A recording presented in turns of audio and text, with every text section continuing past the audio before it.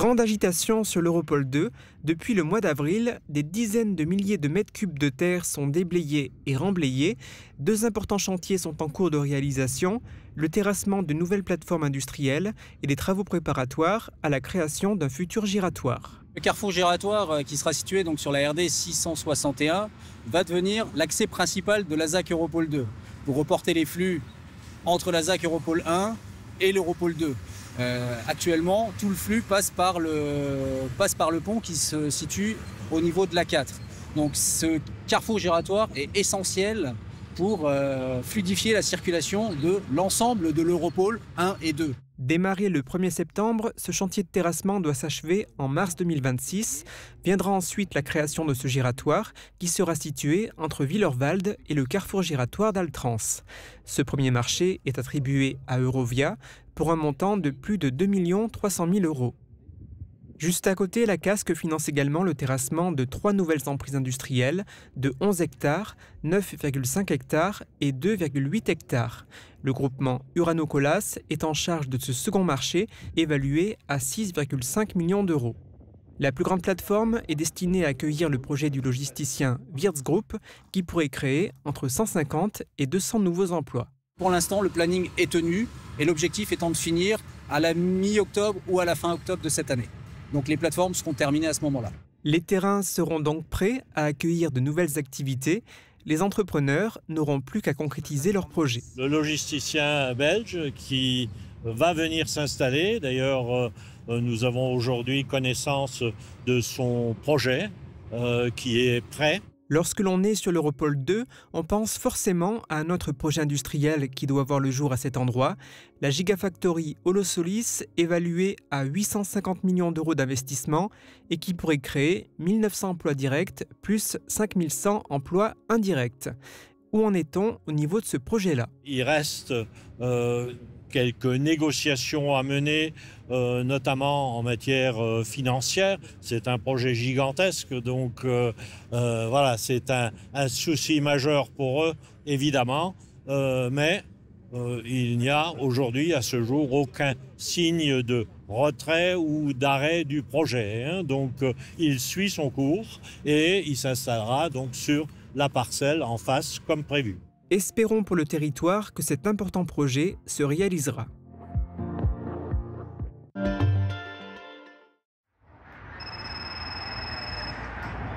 Tolérance zéro pour les excès de vitesse au centre-ville. À Sarreguemines, la police a récemment intensifié les opérations de contrôle de vitesse sur les artères principales de la commune. C'était encore le cas hier soir sur les rues Foch et Clémenceau, qui représentent toutes les deux des axes très fréquentés. Il y a près d'une dizaine de policiers pour qu'on puisse faire non seulement un contrôle sur les excès de vitesse, mais surtout rencontrer ceux qui commettent les excès de vitesse pour leur expliquer que ça met en danger leur vie, leur famille et celle d'autrui. Hier soir, 3 infractions à la vitesse ont été relevées pour des excès supérieurs à 15 km/h de la vitesse autorisée, qui est de 50 au centre-ville. Ces types de contrôles vont continuer d'avoir lieu dans les prochaines semaines. Récemment, le comportement de certains automobilistes n'est pas passé inaperçu. On constate qu'il y a un laisser-aller de la part des conducteurs. Je rappelle que sur les contrôles, les quelques contrôles qu'on vient de faire, sur une vitesse réglementaire de 50, j'ai 68, 66, 72. Non. Quand la vitesse est de 50, c'est 50. Quand c'est 30, c'est 30. Et je veux absolument que les gens sachent qu'il y aura zéro tolérance sur les excès de vitesse dans toutes les artères de Sarreguemines. Selon les cas, le dépassement de la vitesse maximale autorisée peut entraîner la perte d'1 point jusqu'à la suspension du permis, ainsi qu'une amende allant de 68 à 3 750 €. Dans le pire des cas, le véhicule peut être confisqué et l'automobiliste peut être condamné à 3 ans de prison ferme.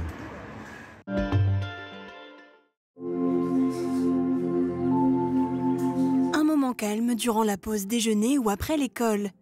Une salle multisensorielle, appelée La Bulle, a été créée au périscolaire de Sarralbe. En phase de test durant l'été, les 150 jeunes accueillis chaque jour peuvent désormais en profiter. Diffusion d'huile essentielle, son calme et mobilier confortable, tout est mis en œuvre pour qu'ils puissent se retrouver à l'écart dès qu'ils en ressentent le besoin. On a remarqué que les enfants étaient bien plus apaisés en sortant de cette salle. Alors j'ai mis en place une charte qui permet aux enfants de connaître justement les modalités de fonctionnement de cette salle, donc aussi bien pour les enfants que pour l'équipe en place. Donc c'est des séances de environ 10 à 20 minutes selon les besoins exprimés des enfants qui entrent dans cette salle par groupe de 4 maximum. Tous les enfants âgés de 3 à 10 ans peuvent être accueillis dans cette salle apaisante. Tu peux aller dans un tipi, tu peux lire des livres, trop chouette. Je trouve que cette salle, elle est trop bien. En plus, on a de la musique, plus on a quelque chose pour faire que ça sent bon. Il y a de la musique douce, ça nous aide à s'endormir et tout, et il y a des trucs vraiment chouettes. La SBH Lille aux copains a reçu des dons de matériel de l'association 10 sur 10 et des conseils de l'association La Voix d'Adam qui travaille sur l'inclusion des enfants. Elle a également eu le soutien de la municipalité de Sarralbe. La rénovation de vos façades avec Modern Habitat allie esthétique et une résistance garantie à toutes les intempéries. Radio Studio 1, 105.8, la radio qui pulse entre Beach et Sarreguemines. De la pop, du rock, des années 80 et une équipe qui vit la musique à fond. Radio Studio 1. Super U Rohrbach vous accompagne au quotidien et par tous les temps. Un déménagement en vue, louez nos véhicules jusqu'à 20 mètres cubes. Et pour un coup d'éclat sans orage, direction la station de lavage. La météo avec U, commerçant autrement. Bonjour tout le monde, la réponse à ma question d'hier a été donnée dans les commentaires. Il s'agissait bien du blason de Ypelin. Mais j'ai l'impression que ce jeu est un peu trop facile pour vous, alors j'ai trouvé un peu plus dur pour aujourd'hui. Vous avez sûrement déjà croisé ces statues sur les hauteurs de Beach, au niveau du rond-point qui mène à la voie verte. Mais savez-vous ce qu'elles représentent? À vos commentaires sur notre page Facebook. Et côté météo, on va retrouver le beau temps pour le week-end. Demain, le ciel sera déjà plus dégagé et les éclaircies se feront de plus en plus belles pour finir avec un beau ciel bleu en fin de journée. Côté température, les minimales iront de 10 à 13 degrés et les maximales de 20 à 22 degrés. Demain, nous fêtons les Bertrands et il fera jour de 6h54 à 20h05. Passez tous encore une belle journée et un excellent week-end.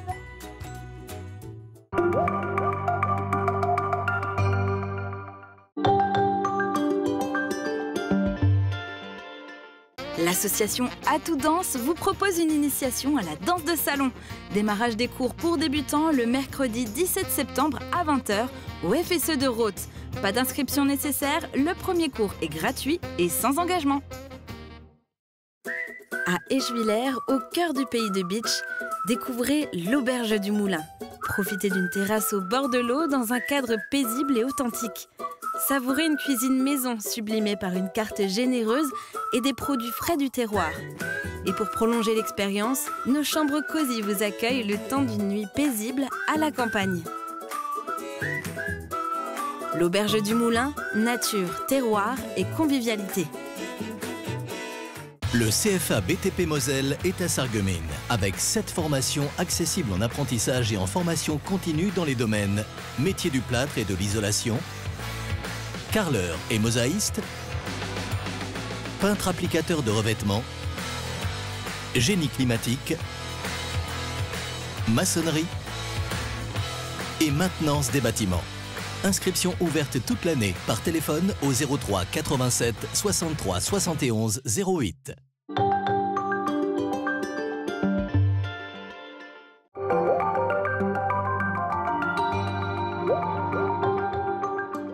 Mosaïque Cristal, c'est désormais de l'info 7 jours sur 7 avec de nouveaux reportages chaque jour. Retrouvez aussi vos programmes préférés, hop là, à la découverte du territoire.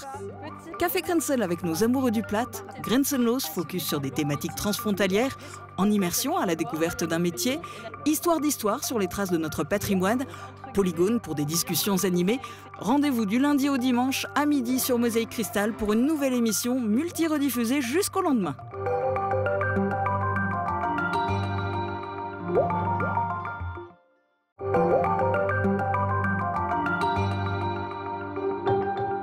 Bonjour liebe Zuschauer, ich freue mich, dass wir diesmal wieder bei uns in der Sendung sind. Diesmal geht es um Brick. Ich habe da den Alphonse als Gast, der Bertrand mit einer schönen Rubrik, der Sebastian hat wieder ganz viel Neues und Martin viel Witze. Also wir freuen uns, Rendezvous am Sonntag im Kaffeekränzel von Getzebrick.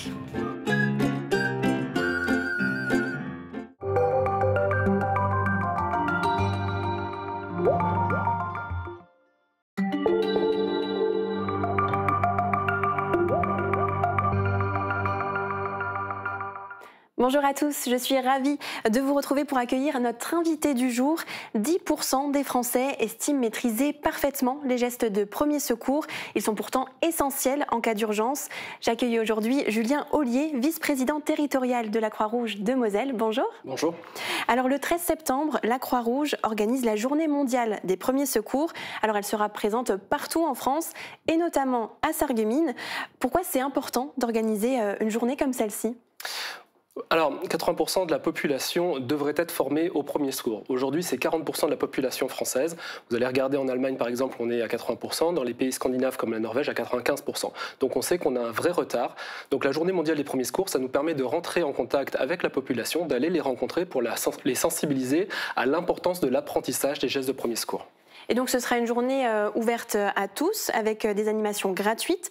Qu'est-ce qui sera organisé concrètement ce jour-là ? Tout à fait. Alors vous allez nous retrouver rue Sainte-Croix à Sarreguemines, à côté de l'institution Sainte-Chrétienne. On va venir avec du matériel, des lots de secours, des véhicules d'urgence, VPSP, donc c'est des ambulances. On va vous présenter nos missions, notre matériel. On va faire des démonstrations de gestes de premier secours. Donc si vous avez fait une formation il y a quelques années que vous voulez réviser le massage cardiaque, la PLS. Et puis on va aussi vous permettre de faire des initiations au premier secours complètes de 90 minutes pendant lesquelles on va faire la protection, l'alerte, comment réagir face à une victime inconsciente qui respire ou qui ne respire pas. On va parler de l'AVC, on va parler aussi des risques climatiques. Ok, alors il y a une thématique aussi cette année au niveau national, premier secours et changement climatique. Est-ce qu'il y a justement de nouvelles pratiques dans les gestes qui sauvent pour faire face à cette problématique en cas de canicule ou d'inondation par exemple ? Et oui, effectivement, en fait, on voit que les risques climatiques sont de plus en plus importants. On l'a vu cet été avec les épisodes caniculaires. Donc le rôle de la Croix-Rouge, c'est d'être prêt. Alors c'est d'être prêt à intervenir dans des situations d'urgence. Alors dans des situations d'urgence qui peuvent être sanitaires comme le Covid, des situations d'urgence qui sont liées à des événements climatiques. Ça peut être des inondations, ça peut être une tempête, ça peut être des vagues de chaleur, et puis aussi intervenir pour toute autre raison. On regarde un petit peu avec attention l'activité ou l'actualité géopolitique en ce moment. Ok, du coup, vous-même, vous formez à de nouvelles pratiques également ? Alors, on est évidemment tous formés et on continue à se former et on est régulièrement entraînés, on est régulièrement mis en situation pour être sûr d'être opérationnel le jour où on aura besoin de nous. Alors, je le disais, plus de la moitié des Français déclarent mal connaître les gestes de premier secours. Et je le disais en début d'émission, seulement 10% estiment les maîtriser parfaitement. C'est trop peu parce que, justement, c'est les premières minutes qui sont décisives en cas d'urgence. Tout à fait.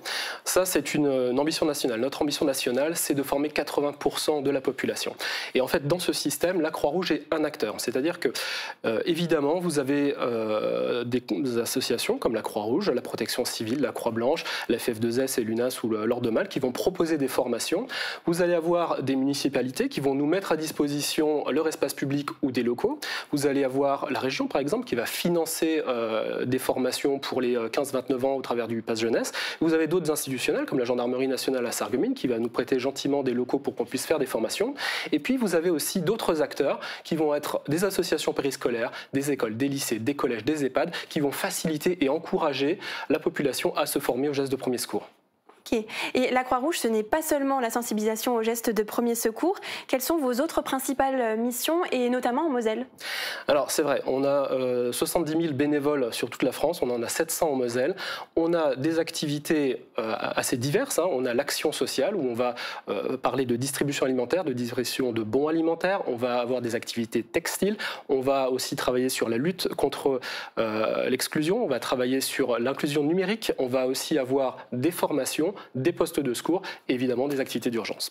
Et vous voulez aussi justement être plus présent sur le secteur de Sarreguemines ? À Sarreguemines, on a à la fois du textile et des bons alimentaires. À Sarreguemines, on a de la distribution alimentaire, des activités d'urgence et de secours. Ce qu'on voudrait, c'est pouvoir aussi proposer des activités d'urgence et de secours sur le secteur de Sarreguemines.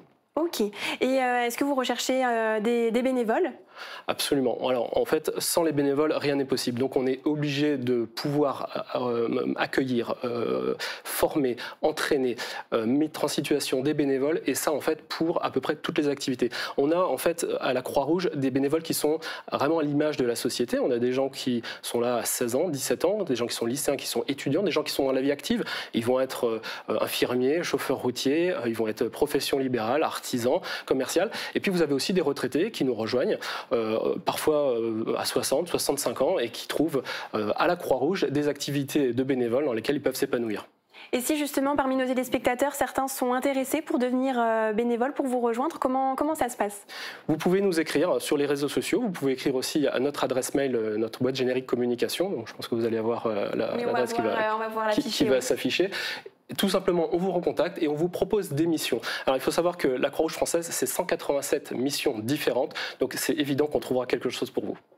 Et alors un autre événement est organisé par la Croix-Rouge, cette fois par l'antenne de Sarreguemines, on en parlait, le marché aux puces de la solidarité. Il aura lieu ce dimanche 7 septembre en zone commerciale. Alors il attire toujours beaucoup de monde. Quel est l'objectif de ce type de rendez-vous ? Alors évidemment, c'est un événement qui est important sur Sarreguemines. Alors ça donne de la visibilité à la Croix-Rouge, hein. Ça nous permet aussi de nous faire connaître auprès du grand public qui ne connaît pas forcément. Là, en fait, sur la partie braderie, on va aussi pouvoir renouveler les stocks du textile parce qu'en fait, on brasse énormément de vêtements qu'on va trier, qu'on va réparer, qu'on va reconditionner, qu'on va proposer à la vente. Et puis, c'est aussi une manne financière qui nous permet aussi de nous aider pour peut-être développer d'autres activités ou venir en aide à d'autres personnes. Donc ça, ce sera ce dimanche 7 septembre. Absolument. Et je redonne les informations pratiques pour la Journée mondiale des premiers secours. Elle sera organisée le 13 septembre de 10h à 16h rue Sainte-Croix à Sarreguemines, donc juste devant l'institution Sainte-Chrétienne-la-Salle. Et vous le disiez, des initiations de 90 minutes accessibles dès 10 ans sont proposées. Et vous pouvez déjà vous préinscrire en envoyant un mail à l'adresse qui s'affiche à l'écran en contactant la Croix-Rouge. Merci beaucoup, Julien Ollier, d'être venu sur notre plateau pour en parler et très belle journée à vous.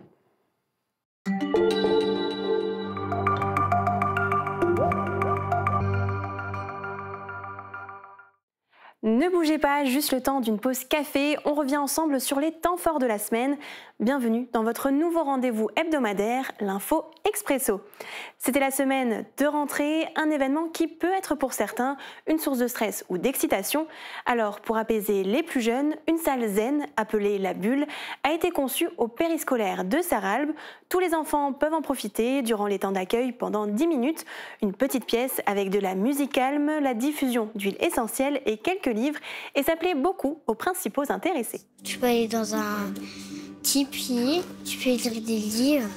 Trop chouette. Je trouve que cette salle, elle est trop bien. En plus, on a de la musique, plus on a quelque chose pour faire que ça sent bon. Il y a de la musique douce, ça nous aide à s'endormir et tout, et elle est très vraiment chouette. À Sarreguemines, il y a également des étudiants à l'INSPE ou encore à la fac de droit qui ont fait leur rentrée. Et parmi eux, Léo, il est étudiant à l'IUT de Moselle-Est. Il a décidé de passer une année au sein de la résidence senior Domitis. Alors dans le cadre du dispositif Génération Part-Âge, il dispose d'un appartement en échange de temps passé avec les résidents. La première fois que je suis descendu, on a crié « Bonjour Léo, enfin te voilà ». Et ça fait vraiment chaud au cœur parce que c'est beaucoup de l'humain, beaucoup... Oui, c'est du contact humain et je trouve ça vraiment magnifique de pouvoir rendre le sourire à quelqu'un. Halloween est déjà bien dans les esprits au Pays de Beach.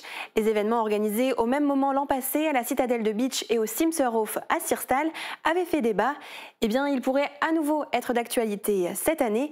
Lors du dernier conseil municipal de Beach, les élus ont dû décider de l'attribution du marché à un prestataire pour l'organisation des couloirs de l'effroi. Des tensions sont apparues. Un vote à bulletin secret a même été organisé. On les écoute. Moi, je trouve que c'était anormal. C'est passé, je le dis de manière claire et précise. Donc, je pense qu'aujourd'hui, que cette animation ait lieu, une chose, mais on ne peut pas imaginer demain avoir à 5 km la même chose. Je déplore que la Comcom décide de faire un événement et qu'elle ne veut pas s'associer, par exemple, elle pourrait très bien s'associer à l'événement Beach.